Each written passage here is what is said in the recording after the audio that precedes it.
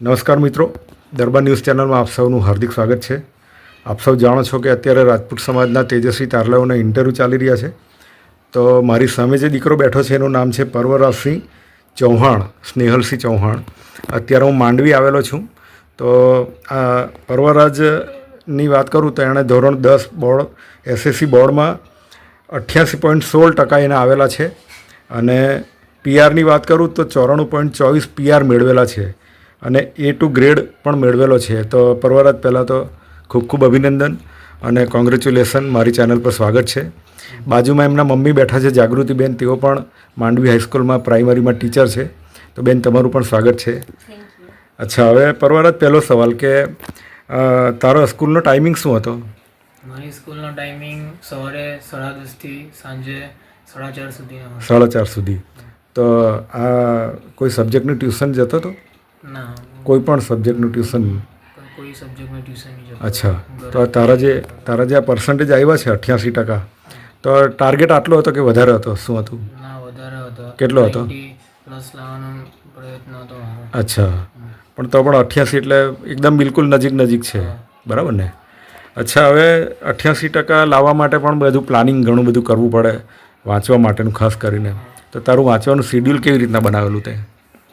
હું રાતના જમ્યા પછી 8 વાગ્યાથી લઈને 12 વાગ્યા સુધી 4-5 કલાક સુધી હું રીડિંગ કરતો હતો. હા. ટાઈમ ટેબલ બનાવી રાખેલું. અચ્છા. એક દિવસમાં એક વિષયમાં જેટલું મારાથી કવર થઈ શકે એટલું કરતો હતો. એટલે આ ડેઇલી શિડ્યુલ હતું 12 વાગ્યા સુધી વાંચવાનું? હા. બરાબર. એક્ઝામ વખતે પણ? હા, એક્ઝામ વખતે. અને સવારે ઉઠવાનું? સવારે ઉઠવાનું 6:30-7 વાગે ઉઠી. એટલે વહેલા ઉઠવાની મતલબ ટેવ નહીં હતી, બરાબર ને? એટલે બધા છોકરાઓનું અલગ અલગ હોય છે, કંઈ વાંધો નહીં. અચ્છા, હવે સૌથી હાઈએસ્ટ માર્ક કયા સબ્જેક્ટમાં છે? સાયન્સમાં. સાયન્સમાં કેટલા છે? 98%. 98%. અચ્છા, 2 માર્ક માટે રહી ગયા એમ ને? અને સૌથી ઓછા માર્ક્સ? સૌથી ઓછા માર્ક્સ મેથ્સમાં છે. મેથ્સમાં કેટલા? 77.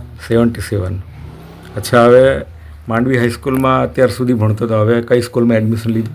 હવે વસીટ જેનેસિસ સ્કૂલ બારડોલી એડમિશન લીધું. અચ્છા, હવે ભવિષ્યમાં કઈ દિશામાં કેરિયર બનાવવા માંગે છે? શું પ્લાનિંગ છે? મારે કમ્પ્યુટર સાયન્સ ભણીને આગળ કોમ્પ્યુટરના ફિલ્ડમાં આગળ જવાની ઈચ્છા છે. હા. અચ્છા, જાગૃતિબેન, તમને એક સવાલ પૂછું કે તમારા દીકરાના ખૂબ સારા પર્સન્ટેજ છે. તમારી શું અપેક્ષા હતી? એની અપેક્ષા પ્રમાણે બરાબર છે એના પર્સન્ટેજ? ના, થોડા ઓછા છે. અચ્છા. એ સમય દરમિયાન મારા ઘરમાં એક દુઃખદ પ્રસંગ બનેલો એટલે. અચ્છા, એના લીધે થોડું ડિસ્ટર્બ. એમ તો પ્રાઉડ તો છે જ. હા. વગર ટ્યુશને અને એમ જાતે તૈયારી કરી છે. બરાબર છે. અચ્છા, ઓકે. હવે ભવિષ્યમાં કેરિયર બનાવવા કોમ્પ્યુટરની દિશામાં વાત કરે છે, હા. કોમ્પ્યુટર સાયન્સમાં. તમારી શું ઈચ્છા છે? અમારી પણ હવે એને જે ગમે છે એમાં જ આગળ વધે, અમે પણ એવું જ ઈચ્છીએ. બરાબર છે. ઓકે. હવે પ્રણવ, તારા પપ્પા શું કરે છે? મારો પપ્પા જંગોની શાંતિનિકેતન હાઈસ્કૂલમાં ટીચર છે. હાયર સેકન્ડરીમાં છે? હા. અચ્છા, ઓકે.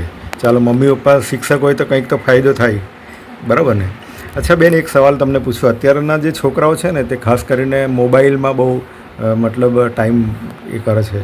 તો પ્રણવનું કેવું રીતના શિડ્યુલ હતું? એનો કેટલો? ના, એ પણ મોબાઈલ તો આપણે જ છે. અચ્છા. પણ પછી કરી લે છે.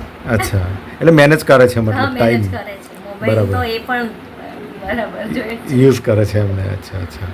ચાલો પ્રણવ, ખૂબ ખૂબ અભિનંદન. ખૂબ સારા પર્સન્ટેજ છે અને ભવિષ્યમાં ખૂબ મોટો કોમ્પ્યુટર એન્જિનિયર બને, મમ્મી પપ્પાનું નામ રોશન કરે, સમાજનું નામ રોશન કરે, એવી હાર્દિક શુભેચ્છા આ ચેનલ વતી, આખા સમાજ વતી. હા, થેન્ક યુ.